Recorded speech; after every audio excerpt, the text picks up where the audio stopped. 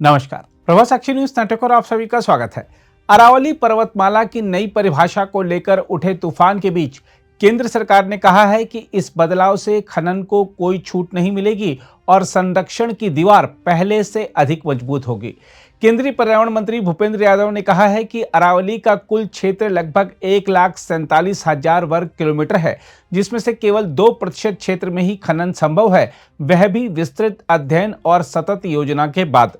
उन्होंने साफ किया है कि दिल्ली क्षेत्र में किसी भी तरह का खनन नहीं होगा और अरावली के भीतर मौजूद 20 से अधिक आरक्षित वन और संरक्षित क्षेत्र पूरी तरह सुरक्षित रहेंगे। हम आपको बता दें कि केंद्र सरकार ने उन खबरों को सिरे से खारिज कर दिया है जिनमें कहा जा रहा था कि अरावली की परिभाषा बदलकर बड़े पैमाने पर खनन का रास्ता खोला जा रहा है। सरकार का कहना है कि उच्चतम न्यायालय द्वारा स्वीकृत यह ढांचा नए खनन पट्टों पर तब तक रोक लगाता है जब तक व्यापक प्रबंधन योजना तैयार नहीं हो जाती। सरकार के अनुसार यह परिभाषा 4 राज्यों में एकरूपता लाने के लिए तय की गई है ताकि अस्पष्टता खत्म हो और दुरुपयोग रुके। केंद्रीय पर्यावरण मंत्री भूपेंद्र यादव ने साफ कहा है कि अरावली के बारे में जानबूझकर भ्रम फैलाया जा रहा है। तरह तरह के झूठ और मिथ्या प्रचार किए जाने लगे। कांग्रेस के समय में जब निर्णय आते थे तो उनकी सरकार की विफलता, करप्शन, कैग रिपोर्ट में उनकी नाकामी और उनके भ्रष्टाचार के विषय में आते थे। मैंने बहुत गंभीरता से इस पूरे निर्णय को देखा है। मैं इस बात को आपके सामने कहना चाहता हूं कि प्रधानमंत्री जी के नेतृत्व में विगत वर्षों में ग्रीन अरावली मूवमेंट को, ग्रीन अरावली के विषयों को आगे बढ़ाया गया है। यही कारण है कि 2014 में इस देश में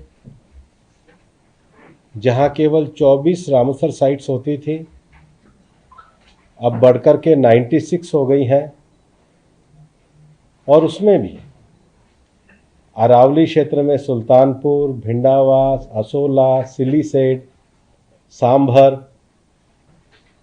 ये रामसर साइट्स तो हमारी सरकार के समय में डिक्लेयर हुई है। उदयपुर को एक्रीडेटेड सिटी का दर्जा हमारी सरकार के समय में ही मिला है। जजमेंट में भी ये कहा गया है कि अरावली के कंजर्वेशन के लिए विशेष रूप से दिल्ली, हरियाणा, गुजरात और राजस्थान में जो अरावली का क्षेत्र है, उस क्षेत्र में उसके कंजर्वेशन और प्रिजर्वेशन के लिए, अरावली रेंज के साइंटिफिक असेसमेंट के लिए और दिल्ली के ग्रीन बैरियर के रूप में अरावली के बढ़ने के लिए, प्रोटेक्शन के लिए कदम उठाने चाहिए। ये लंबे समय से मैटर सुप्रीम कोर्ट में था। MC मेहता बाद में TN गोदावरमन के केस में था। कोर्ट ने कहा कि जो UNCCD कन्वेंशन है, पैरा नंबर 5 और 6 में, उसके आर्टिकल 4 और 5 socio economic aspects of desertification, promote of conservation of land, safety और वाटर रिसोर्सेज, इसको लेकर के प्रतिबद्धता रखते हैं। और बल्कि पैरा नंबर 9 में उन्होंने ये कहा कि in recognition of the ecological importance of the Aravali range, the MOEF and CC has also launched the Aravali Green Wall Project, an initiative aimed at restoring degraded land, preventing desertification, enhancing green cover, and improving the ecological health of Aravali landscape. So this is the first time where the green movement of the government is also recognized. चाहे कैंपा के द्वारा अरावली में green हो, चाहे green India mission के द्वारा हो, चाहे रामसर साइट्स को डिक्लेयर कराने का विषय हो, चाहे स्वयं प्रधानमंत्री जी के द्वारा विगत 2 वर्षों में दिल्ली में वृक्षारोपण का विषय हो, चाहे कंपनसेशन अफॉरेस्टेशन में गुड़गांव की 10,000 एकड़ जमीन को रिजर्व करने का विषय हो, चाहे गुड़गांव में 750 एकड़ में ग्रीन क्रेडिट के माध्यम से डिग्रेडेड फॉरेस्ट को रेस्टोरेशन करने का विषय हो, और ऐसे अनेकों विषय सरकार के द्वारा किए गए। मैं आपको ये भी कहना चाहता हूं कि कोर्ट ने ही अरावली हिल्स और अरावली को लेकर के एक टेक्निकल कमेटी का गठन किया और only the restricted purpose of mining, क्योंकि पहले ऐसा होता था कि किसी भी जगह पे जाके माइनिंग होती थी, कोई तय नहीं होता था कि अरावली हिल और अरावली क्या, but this is also restricted to the purpose of mining. और इसलिए जो 100 मीटर का विषय है, मैं कल भी इसको क्लियर कर चुका हूं, टॉप से धरातल तक, और धरातल में भी उस लैंड फॉर्म जिस फॉर्मेट में है वहां का मिनिमम लोएस्ट एरिया है, उस लैंड फॉर्म जिसमें वो सिचुएटेड है, वो अरावली पर्वत और अरावली रेंज का अर्थ है उसके 500 मीटर के अंतर्गत। कई लोग कई तरह की बातें कह रहे हैं, कुछ हमारे वरिष्ठ नेता लोग भी भ्रामक ट्वीट कर रहे हैं। सबसे पहले मैं क्लियर कर दूं, एनसीआर रीजन में माइनिंग अलाउ ही नहीं है। एनसीआर का अर्थ हो गया दिल्ली, गुड़गांव, फरीदाबाद, नूह और जहां तक अलवर का एनसीआर लगता है। तो जब एनसीआर रीजन में माइनिंग ही अलाउ नहीं है तो उनका तथ्य ही झूठा है। दूसरा, ये डेफिनेशन आने के बाद भी इस निर्णय में ही ये कहा गया है कि अभी कोई नई माइनिंग लीज ही नहीं दी जाएगी, बल्कि कोर्ट ने अपने निर्णय में ये कहा है, जो पैरा नंबर 38 में है, the committee recommend that to ensure sustainable mining in Aravalli hill and range, no new mining lease except in case of critical strategic and atomic mineral। तो कोई नई माइनिंग की वो विषय नहीं है। तीसरा विषय जो है, अरावली का जो ऑलरेडी कोर एरिया है, चाहे वो हिल है चाहे ना, जो प्रोटेक्टेड एरियाज हैं, क्योंकि अरावली के क्षेत्र में 4 टाइगर रिजर्व्स हैं, अरावली के क्षेत्र में 20 वाइल्ड लाइफ सेंचुरी है, अरावली के क्षेत्र में सरकार के द्वारा जहां पर पेड़ लगाने का कार्यक्रम किया गया है, चाहे ग्रीन इंडिया मिशन में हो चाहे कैंपा में हो, वहां पर फ्यूचर में इस निर्णय के बाद भी कोई माइनिंग नहीं है। दूसरा एक और जो विषय कहा जाता है, क्योंकि सीईसी की रिकमेंडेशन थी और सीईसी की रिकमेंडेशन में कहा भी गया था कि ऐसे areas,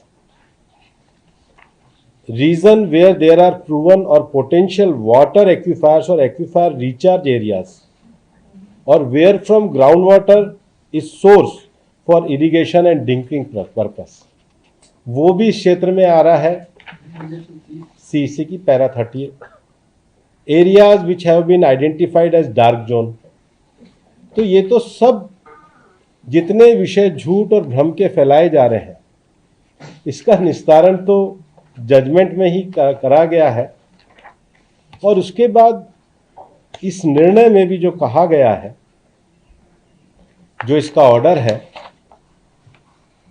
we accept the recommendation made by the committee with regard to the definition of hill and ranges, but it is only subject of the mining, बाकी अरावली का 58% एग्रीकल्चर एरिया है।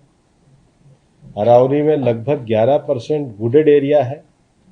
अरावली में मैं थोड़ा ऊपर नीचे हो सकता हूँ, लेकिन 6-7% रेजिडेंशियल एरिया।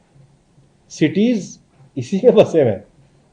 2% वाटर एरिया है, पर 20% जो प्रोटेक्टेड है, प्रोटेक्टेड फॉरेस्ट है, जैसे मैंने कहा 4 टाइगर रिजर्व है, 20 वाइल्ड लाइफ सेंचुरी है, गवर्नमेंट के द्वारा किया गया प्लांटेशन है, वहां तो बिल्कुल भी माइनिंग अलाउ नहीं है। We further accept the recommendation with regard to the prohibition of mining in core inviolate areas with exception from the covered so report. We also accept the recommendations for sustainable mining in Aravalli hills and range and the step to be taken. तो step क्या कहे गए हैं? उन्होंने step कहे गए हैं, पहला, identify permissible area of mining. तो पहले तो अलाउ नहीं होगी जब तक कोई एरिया आइडेंटिफाई नहीं किया जाएगा। इकोलॉजिकल सेंसिटिव, उसकी सेंसिटिविटी देखनी होगी।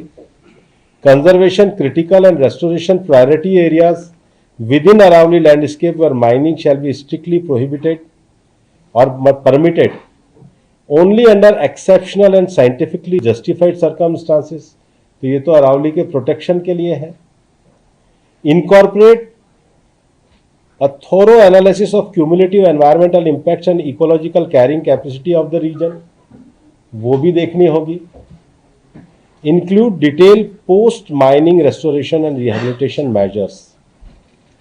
और उससे पहले भी ये कहा गया है कि इसका मैनेजमेंट प्लान बनाना पड़ेगा। MPSM, management plan for scientific management. We further direct that till the MPSM is finalized by the Ministry of Environment Forest through ICFRE, no new mining lease should be granted.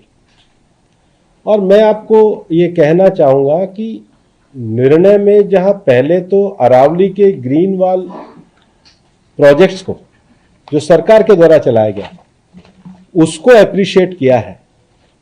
This is the first time मैं एक para 37 quote करना चाहूंगा। Taking all this aspect into consideration, we are of the considered view that while proposed to accept the report of the committee constituted by Ministry of Environment pursuant to the order passed by this court, it would also be best interest of ecology and environment that a similar study was conducted by Saranda, Jharkhand by ICFRE is also conducted for Aravali. तो जो हमारा institute है उसकी जो study है, उसका जो recognition है, उसके जो स्टैंडर्ड्स हैं, उनको भी कोर्ट ने अप्रूव किया। ये सरकार पूरी तरीके से पर्यावरण के लिए प्रतिबद्ध है। कुछ दिनों पहले तो यूनाइटेड नेशन की जो FAO की रिपोर्ट आई है उसमें भी हिंदुस्तान का स्तर बढ़ा है, कोर फॉरेस्ट एरिया का बढ़ा। ये हमारा यूनाइटेड नेशन रिपोर्ट है, आप लोगों ने 1 महीने पहले देखी है। कोर्ट ने भी अपने जजमेंट में अरावली ग्रीन इनिशिएटिव को कहा है। कोर्ट ने भी अपने जजमेंट में ICFRE के स्टैंडर्ड्स को उन्होंने किया है। कमेटी ने नो माइनिंग लीज के लिए कहा है, और जो हिल्स और ये है, ये सब्जेक्ट टू माइनिंग है। एक लंबे समय से कांग्रेस के शासनकाल में राजस्थान में इलीगल माइनिंग होती रही, उसको वो लोग प्रोटेक्ट करते रहे। आज उन्हीं को दर्द सबसे ज़्यादा है। निर्णय के एक एक बिंदु को पढ़ने के बाद मैं आपको कहना चाहता हूँ कि ये जो साइंटिफिक मैनेजमेंट प्लान की बात करी है, इसके हिसाब से ही हम अरावली में विकास के लिए प्रतिबद्ध हैं। सरकार इकोलॉजी और इकोनॉमी को साथ साथ लेकर के चल रही है। जो झूठ बोल रहे हैं उनका झूठ बेनकाब धीरे धीरे हो रहा है, और झूठ के कोई पैर नहीं होते हैं, वो अपने आप ही अपने ही झूठी चीज़ों से समाप्त हो रहे हैं। देखा जाए तो अरावली की लड़ाई केवल 100 मीटर का गणित नहीं है, यह भरोसे की लड़ाई है। सवाल यह नहीं कि कागज पर कितने प्रतिशत क्षेत्र संरक्षित है, सवाल यह है कि जमीन पर क्या बचेगा। सरकार के दावे मजबूत हैं, आंकड़े चमकदार हैं और अदालत की मुहर भी लगी है। एक और सत्ता पक्ष हर सवाल को भय फैलाने का आरोप बताकर टाल रहा है, दूसरी ओर विपक्ष हर सरकारी कदम को विनाश की साजिश कह रहा है। देखा जाए तो अरावली ना तो बीजेपी की है ना कांग्रेस की, यह इस इलाके के पानी, हवा और जीवन की रीढ़ है। इतिहास गवाह है कि पहाड़ खामोशी से कट तो जाते हैं, लेकिन शोर तब मचता है जब बहुत देर हो चुकी होती है। अगर आप भी लेना चाहते हैं देश दुनिया की तमाम जानकारी तो आज ही सब्सक्राइब करें हमारे चैनल को। साथ ही नीचे दिए बेल आइकन को जरूर दबाएं ताकि हर अपडेट आप तक पहुंच सके।